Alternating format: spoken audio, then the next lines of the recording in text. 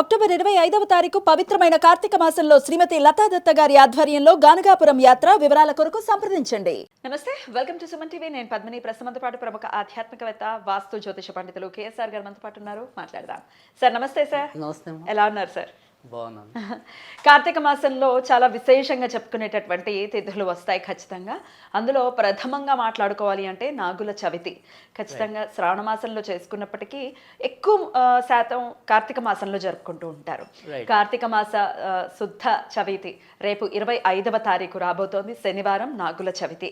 మరి నాగుల చవితిని ఎవరెవరు చేసుకోవచ్చు అంటే అనుమతి ఉంటేనే ఖచ్చితంగా చేసుకోవాలా? ఇట్లా రకరకాల సర్పదోషాలు ఉన్నాయని మాకు చెప్పారు, కాల సర్పదోషాలు ఉన్నాయని చెప్పారు. మరి మాకేమో ఆనమాయితీ లేదు, లేకపోతే మా ఇంట్లో పెద్దవాళ్ళు చెప్పలేదు. అయినప్పటికీ నాగుల చవితి రోజు నాగుల్ని పూజించచ్చా? ఇట్లాంటి డౌట్స్ వస్తూ ఉంటాయి సార్. ఇవన్నీ ఒక్కసారి మీ ద్వారా. తప్పకుండా.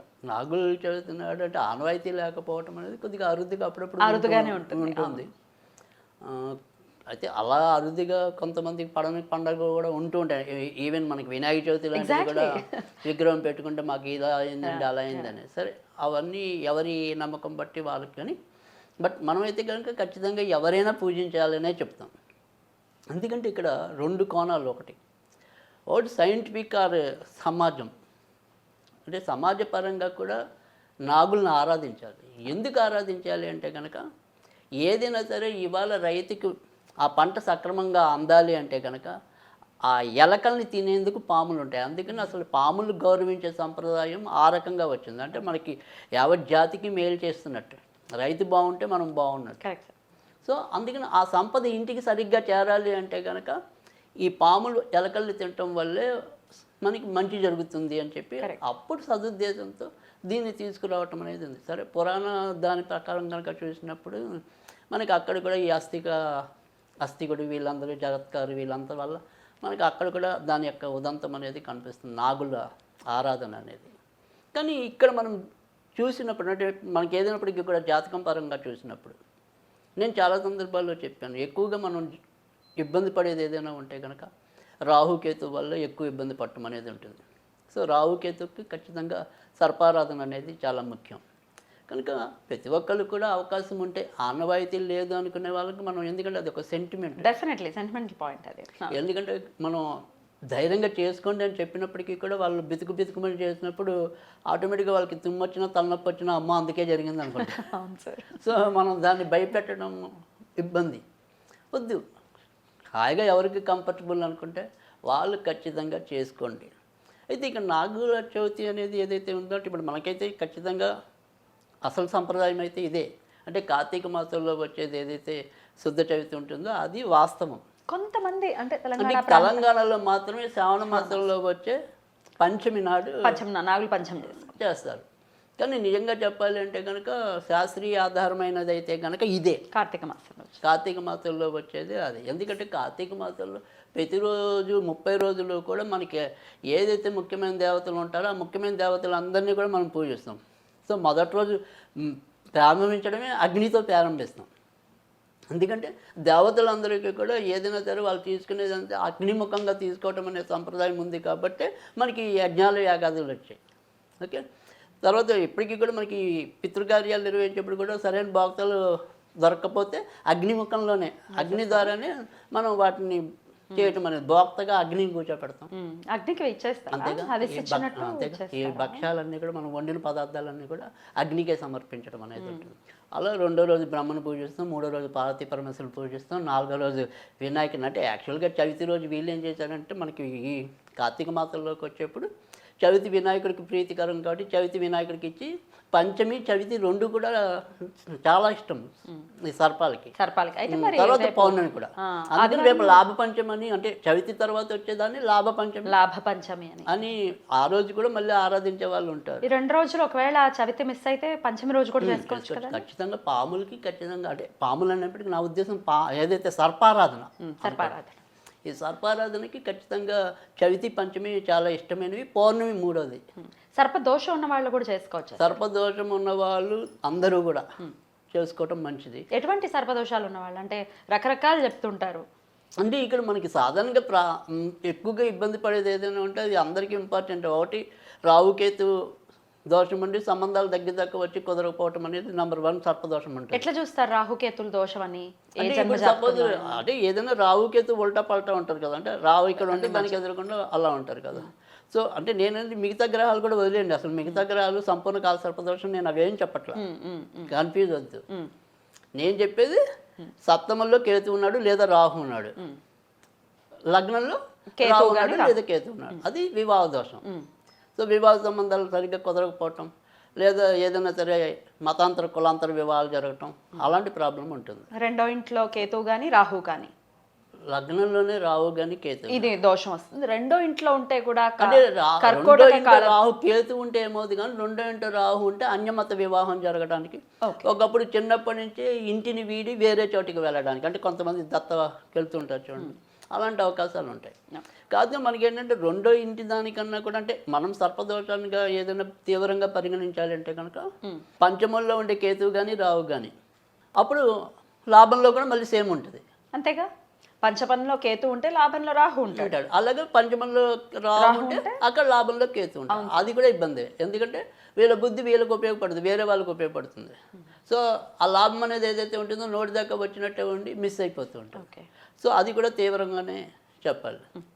తర్వాత వచ్చేప్పటికి 3, 9 అనేది 3, 9 అది కూడా మనకి ఇతరులతో కమ్యూనికేషన్స్ ప్రాబ్లమ్స్ ఇవ్వటం, బంధువులు హఠాత్తుగా విడిపోవటం, బంధువుల మోసగించబడటం.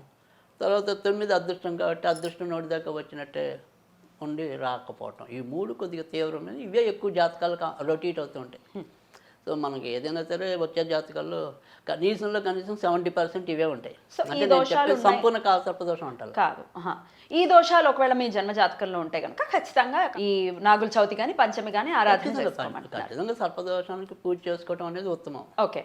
అలాగే సార్ ఇంకొకటి సార్, ఈ జీవితంలోనే మనం పాముల్ని చూస్తే మటుకు ఖచ్చితంగా అట్లా చంపేటటువంటి ప్రయత్నం చేస్తాం, ఎందుకంటే అదొచ్చి మనల్ని చంపేస్తున్నాం అన్న భయంతో.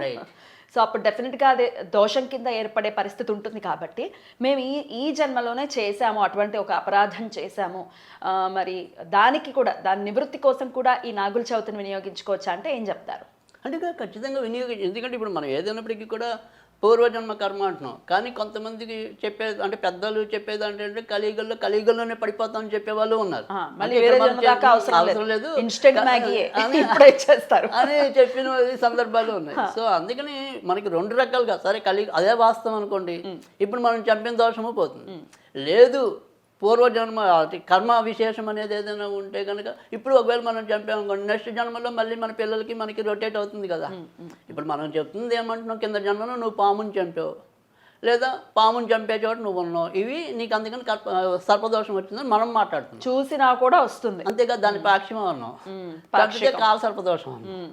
సో అందుకని సర్పదోషం అనేది అందరికీ ఎంతో కొంత ఉంటుంది.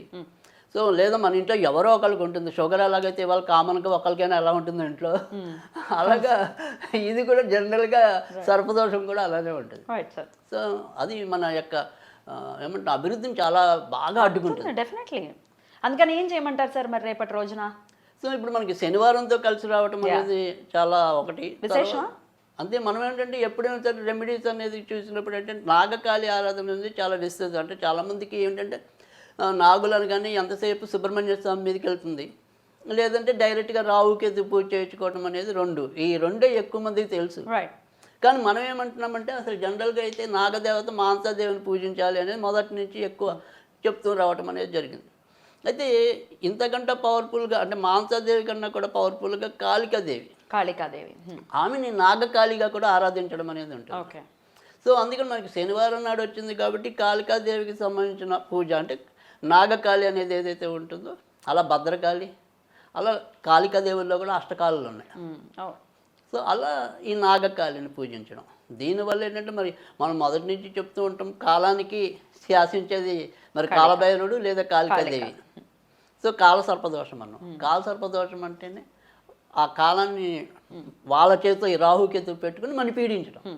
అమ్మవారి ఆరాధన చేత దాని నుంచి బయటపడతాం, ఖచ్చితంగా బయటపడతాం. మరి పూజలు అవి తెలియదు అనుకున్న వాళ్ళకు దర్శనం చేత ఏమైనా దోషం నుంచి బయటపడే అంటే ఇక్కడ మనకి ఏంటంటే నాగకాళిగా పెట్టి పూజించే టెంపుల్స్ పెద్దగా ఉండకపోవచ్చు, కానీ మాంసాదేవి గుళ్ళు అయితే అక్కడక్కడ ఉంటాయి. ఇక్కడ మనకి హైదరాబాద్ వరకు సికింద్రాబాద్ గడియారం దగ్గర ఉంటుంది, క్లాక్ టవర్ దగ్గర.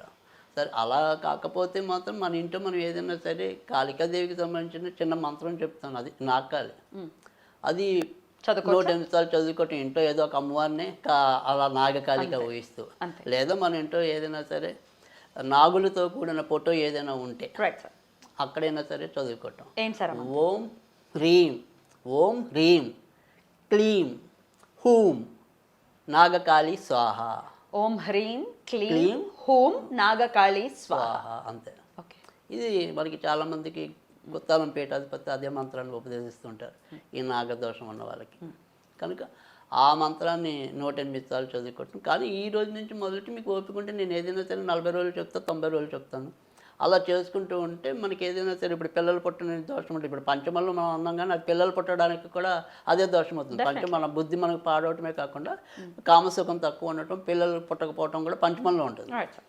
సో అందుకని అలా వంజ దోషాలు ఉన్నా, ఇలా ఇందాక చెప్పినట్టుగా ఈ లాభం నోటి దాకా వచ్చి పొందలేకపోతున్నా, ఇలా ఏ సమస్య అయినప్పటికీ కూడా మనకి సరైన మనం కష్టపడుతున్న ఫలితం రావట్లేదు, ఇంట్లో ఎప్పుడు కూడా ఒక రకమైన మానసిక అశాంతి ఉందంటే అక్కడ అదే చిహ్నం. Right sir. సో ఎప్పుడైనా సరే నేను చూసినంత వరకు ఏంటంటే సర్పదోషం ఇంట్లో ఉన్న వాళ్ళు ఒక 2 రోజులు సుఖంగా ఉంటారు అంతే. 3వ రోజు వచ్చి కొత్త సమస్య మీద పడిపోతుంది. అమ్మయ్య మనం ఊపిరి పీల్చుకుంటున్నాం కదా అనుకుంటాం, ఉన్నట్టుండి ఇంకో కొత్త సమస్య వచ్చి పడుతుంది. వాటి నుంచి బయటపడతారు. ఖచ్చితంగా బయటపడతారు. అందుకని నా ఆరాధన చేసినట్టయితే కనుక బాగుంటుంది. ముఖ్యంగా మనకి చక్కగా శనివారం నాడు అనురాధ తీసుకున్నా కూడా అది కూడా మళ్ళీ కాళికాదేవికి ఉపయోగపడుతుంది. ఓ. తర్వాత జ్యేష్ఠదేవి, తర్వాత వచ్చేది జ్యేష్ఠ నక్షత్రం. అందుకని ఎలా చూసినా కూడా నాగకాళిని ఆరాధించడం అనేది ఉత్తమం. శ్రేష్టం. చాలా బ్యూటిఫుల్గా ఎక్స్ప్లెయిన్ చేశారు. ఖచ్చితంగా వచ్చేటటువంటి విశేషంగా వస్తోంది కాబట్టి ఈరోజు దాన్ని వినియోగించుకుని అంటే దోషాలకి సంబంధించి రకరకాల నివృత్తి మార్గాలు మేము చేయలేం, మాకు ఆర్థిక స్తోమత లేదు అనుకునే వాళ్ళ కోసం ఇటువంటి ప్రత్యామ్నాయాలు ఉన్నాయి కాబట్టి వీటిని వినియోగించుకోవాలని మన వాళ్ళకి ఈ సందర్భంగా మనవి చేస్తూ చాలా అద్భుతంగా మాకు వివరించినందుకు కృతజ్ఞతలు సార్. నమస్తే.